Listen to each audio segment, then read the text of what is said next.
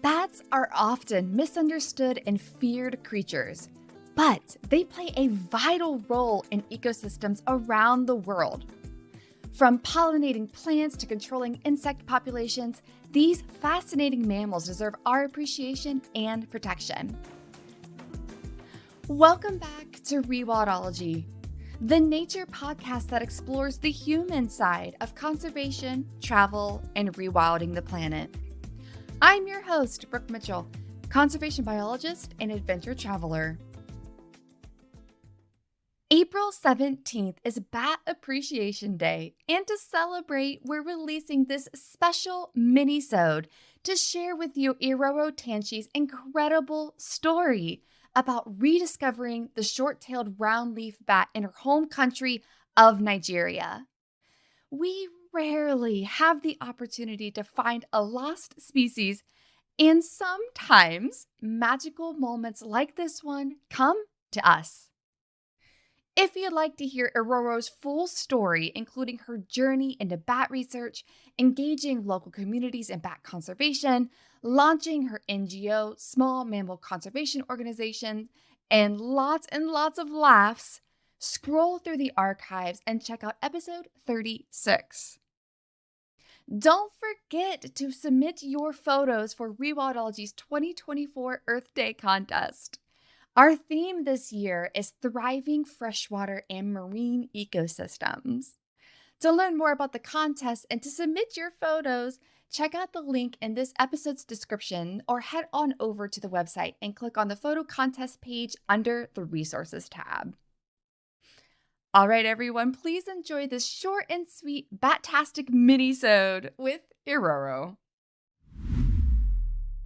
So then how did your work in Nigeria start then? Like, what was the question that even led you back there? Because it sounds like you were really in depth on these other countries and studying bats in other places of the world. So what brought you back to your home country, and like what was the question you asked? And of course, this might be a good introduction to how you found the short-tailed roundleaf bat. So yeah, how did all of that come to be?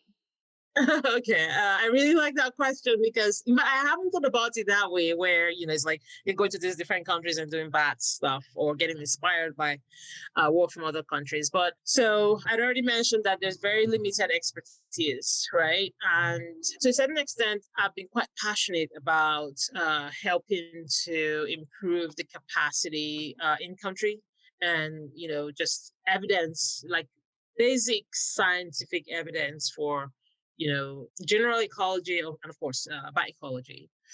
So it wasn't even a question of whether I wanted to study or do my PhD in Nigeria. It was a question of what type of exciting question will it be, So in fact, that was in my original plan. Like I told my professor, I wanted to. So this is why I was looking for a professor who would work in the old world, right?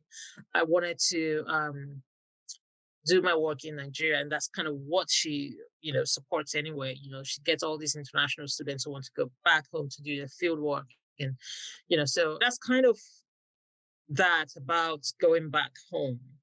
But about the questions that then led me to discovering these bats for the first time in Nigeria. So I started off trying to do like a cave project because again, climbing trees, crawling in caves, doing all this stuff. But the types of questions that I was interested in really needed a lot of caves across lots of habitats, or like a really broad geographical extent. In my case, so this is the other part of the story, right? I also wanted to work in southeastern Nigeria on the border with Cameroon. Like I think I've been quite specific in a number of things I wanted to do. It's like, it's bats, it's Nigeria, it's southeastern Nigeria. It's like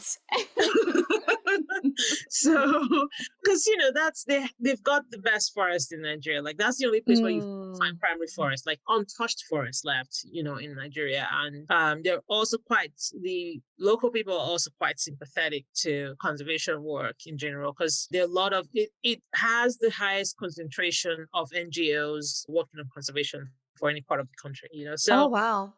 yeah, so it was like, this is heaven, this is Mecca.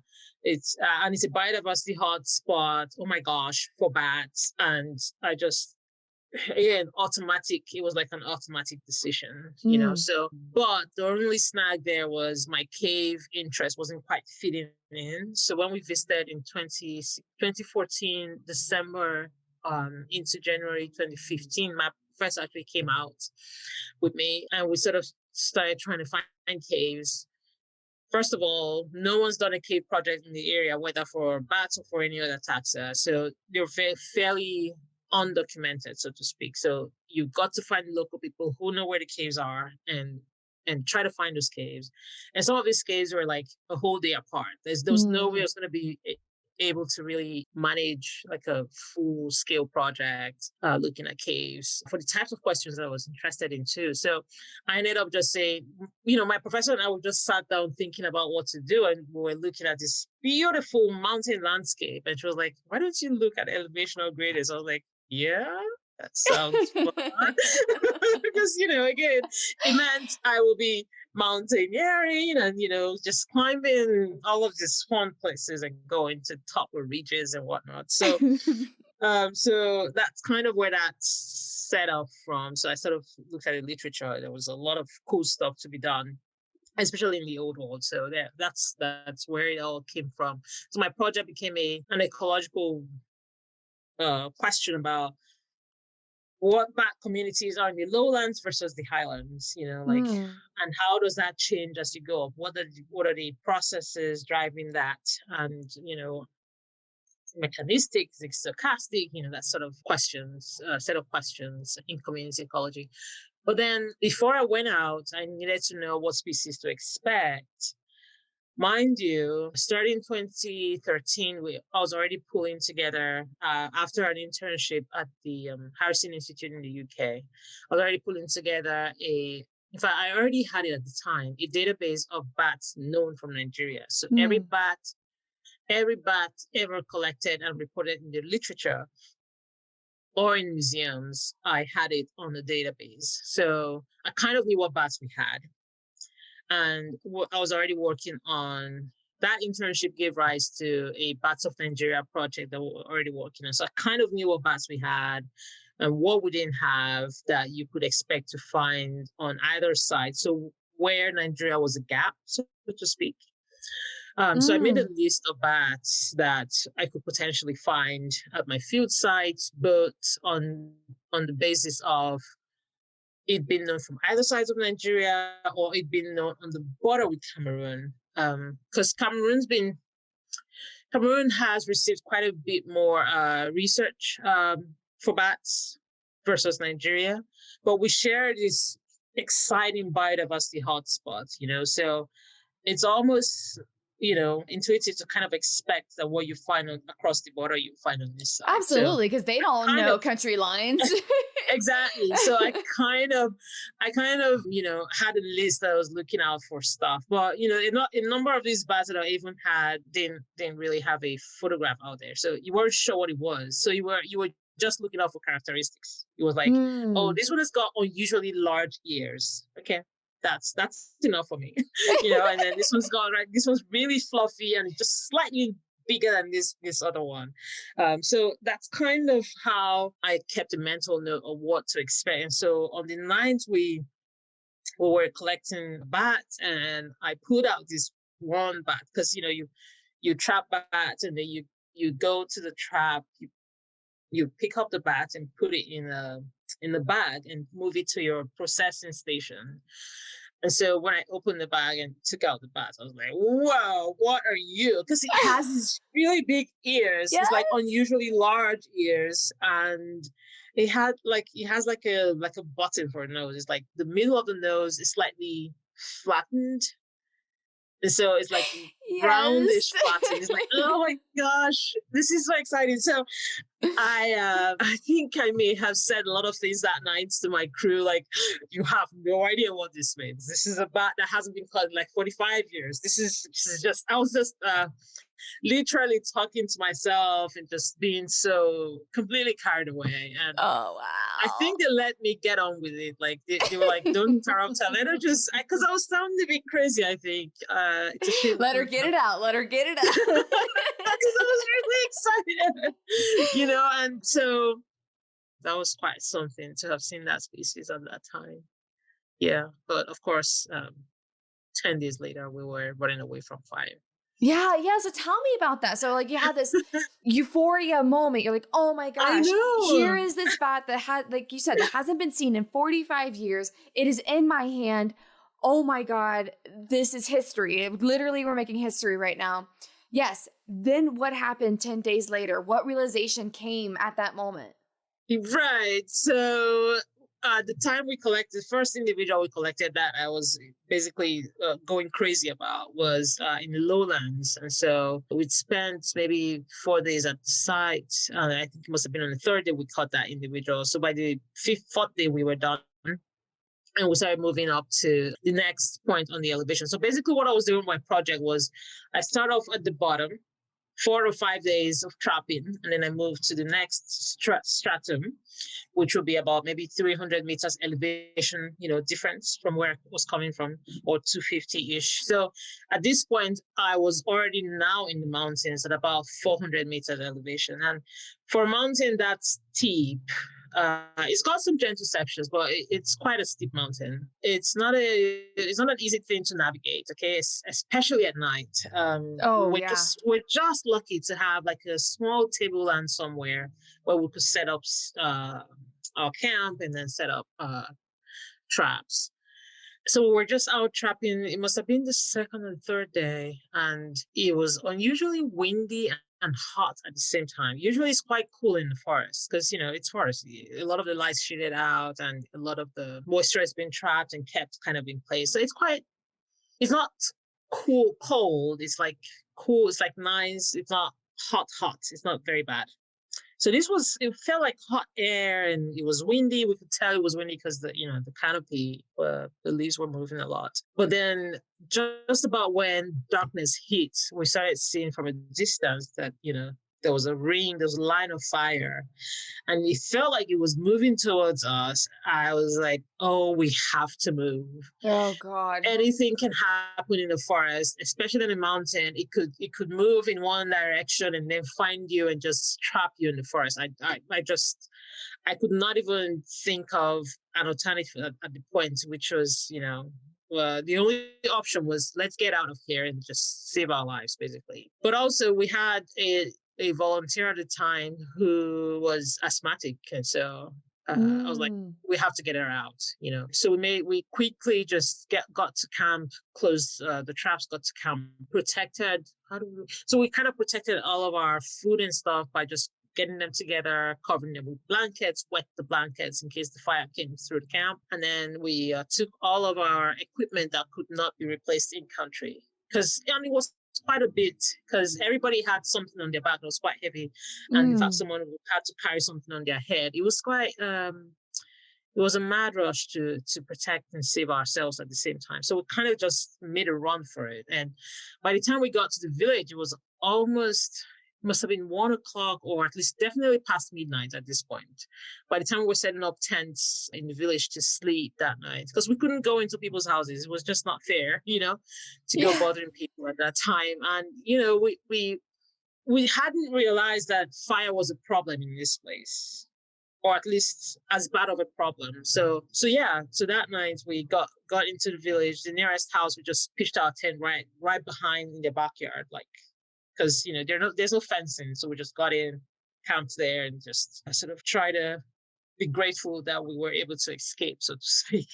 Yeah. So that was within a space of less than 2 weeks. We went from, oh my gosh, this is amazing. Like we're so privileged, so happy, so just excited that we're in the field and finding the species, and then oops, fire will destroy its habitat. So I can't even begin to describe all of the emotions I felt. I think I went from being disappointed that we were going to lose a species habitat because you wouldn't even know how extensive the fire would get. At this point, it had gotten out of hand. It had gotten beyond the level where local people could potentially stop it. Okay, so Mm. it was basically there was a big trail up the of like a big line, long line up the mountain of just fire proceeding through the forest. So Mm. I was quite terrified.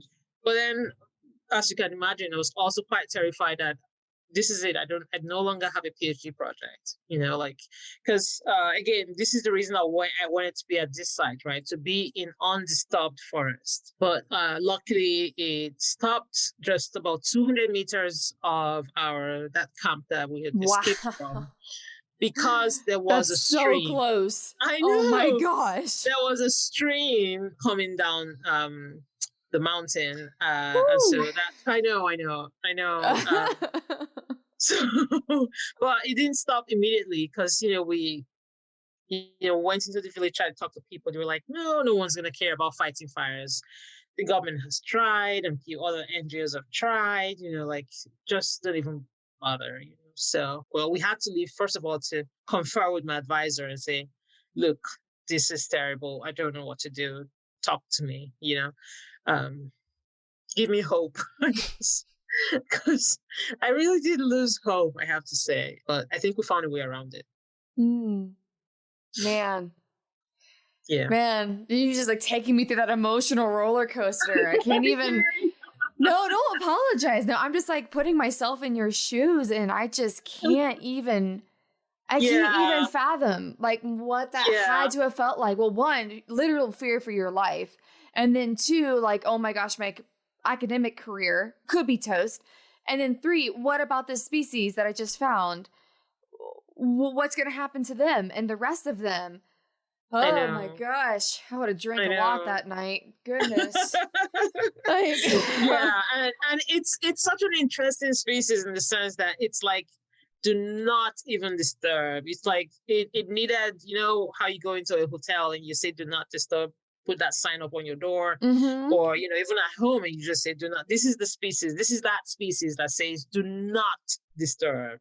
Mm. So I was just running through all the motions of what are we gonna do?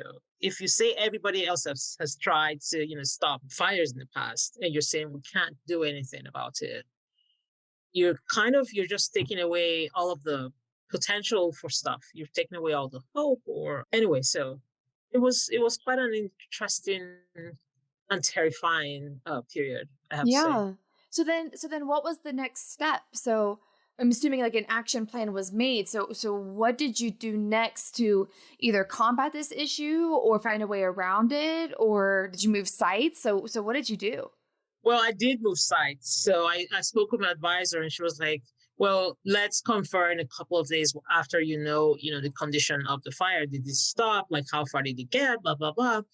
So we kind of conferred and after we didn't go to investigate. I think I was really mad at the community people at this time. I was quite upset with them. So we didn't go back into the forest to see the extent, but our partners who had sort of looked through to see how far it got, came back and said, hey, it stopped short of your camp, and sort of told us how bad it was. But what I just meant was that camp was toast. There was no way we're going to keep working there. So we had to move, like, head more southwest where there was still good forest at that elevation, and, carried on surveying. But at this time, the field season was already like kind of not really coming to an end, but I had run out of cash.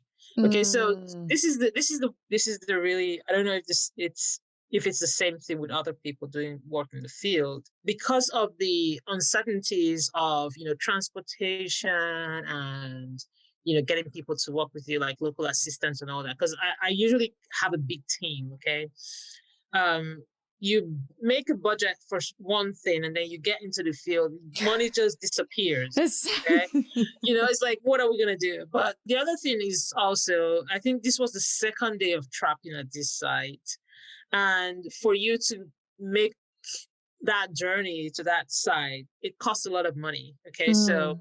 I paid porters and field assistants to come work with us, and we had to evacuate and not able to use that site. So that site was just basically had got a lot of money and just went to ashes, more or less. And at this time, I was really quite broke already. So we had to call it and go recover, go try to raise more funds and come back the next year. So yeah, that was the intervention that was the next line of action we took for the PhD part of the work.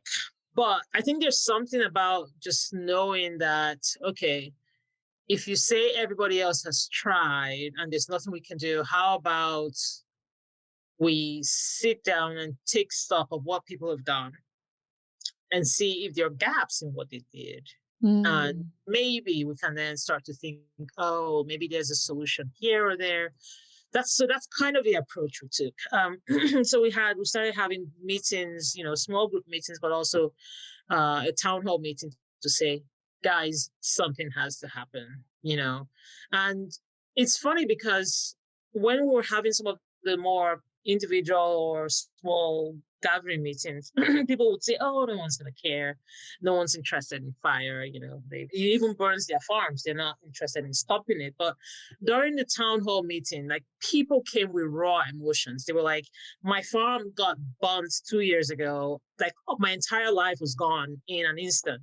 Like, people were so mad.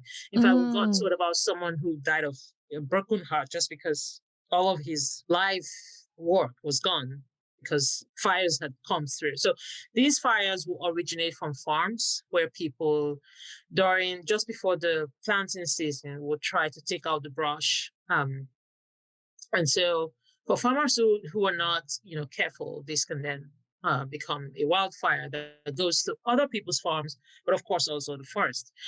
So the local people were already just sick of it,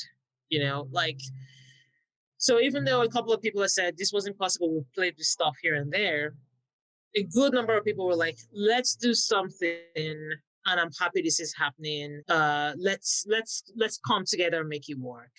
So that was really encouraging, because that just meant, okay, now we can talk to people and make it work. And yeah, so that was also the year we decided to launch our NGO, because there were two other things we noticed. Well, at least one other thing we noticed. How I said this area, this is Bokilan, Afi Mountain Wildlife Sanctuary, Koshima National Park, Bay Mountains, that it had the highest number of NGOs, or at least conservationists, working in the area. Most of these, in fact, all of this work had been on iconic megafauna, like gorillas, elephants, and drill monkeys and whatnot. Now, that's good, and those have been, they've been umbrella species in their own right. But here's the thing. So local people would say, do not touch a gorilla, do not touch an elephant, because, so-and-so government's going to come after you, so-and-so is going to come after you. But then take everything else. We're like, this has to stop. Like, we have to let people know, if it's a conservation area, if it's a national park where you can't take anything out, then you can't take anything out. Like, it's meant for all species. It's not just for gorillas or elephants. So that's kind of where the name small mammal conservation came out of. It's like, not so much how mammalogists would think of small mammals being just rodents. It was more like small-sized mammals matter too. It's like, small-sized mammals are important too. It's not just the megafauna, guys. So that's kind of, it was all these different things. Even though so our plan that the NGO should sort of be launched after our PhDs is like, go focus on your PhDs, finish that first. But with this problem, it was obvious. It was like, there's no way around this. We can't wait another 5 years before we start this journey. This bad attention. So. Wow. So all this is happening, like, all culminating at the exact same time. So you're like coming up with new funding to start a new, essentially all over again. And then you also launch an NGO at the same time. Wow. I know. Yeah. That's amazing. Yeah, me too. Thank you for joining me on this wild adventure today. I hope you've been inspired by the incredible stories, insights, and knowledge shared in this episode. To learn more about what you heard, be sure to check out the show notes at rewildology.com.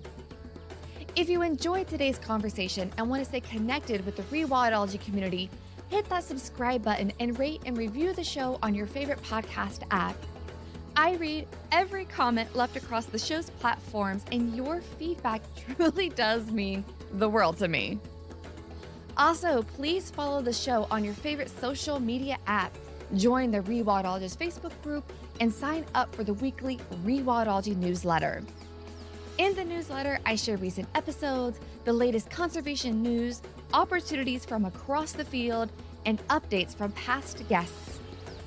If you're feeling inspired and would like to make a financial contribution to the show, head on over to rewildology.com and donate directly to the show through PayPal, or purchase a piece of swag to show off your Rewildology love.